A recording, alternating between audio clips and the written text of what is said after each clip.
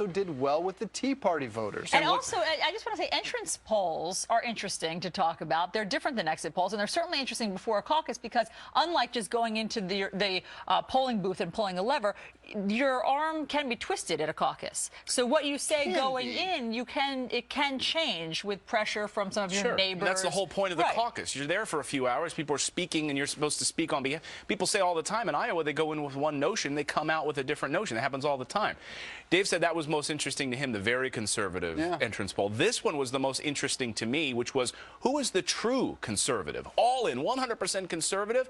Mitt Romney came in last. He came in fourth place here with 5%. Ron Paul came out on top as the true conservative. That has to hurt Rick Santorum a little bit. Here's who another, thinks he is the true conservative. Absolutely. Here's another interesting constituency, and that is if you have family income under $30,000, that's considered poverty level, obviously below poverty level. And we know that Nevada has the highest unemployment in the country. So with those voters, Ron Paul also wins, then Newt Gingrich, and then Mitt Romney, who, as you know, had a hard time because he said he wasn't concerned about the poorest of the poor this week. Yeah, and will that continue to hurt Mitt Romney? It didn't hurt him overall when you look at the numbers. Independent voters, again, Ron Paul does very well. That is a constituency you will need to win the general.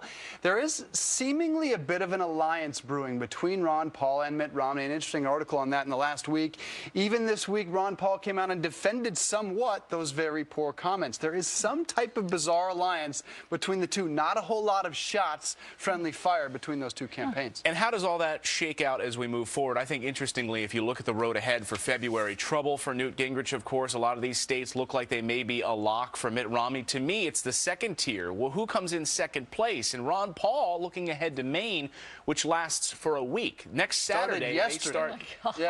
Is it the 4th through the 11th? Yeah, so it's a whole week-long caucus in Maine that people get to change their mind. He could do very well there, and Minnesota. Take a listen to Ron Paul.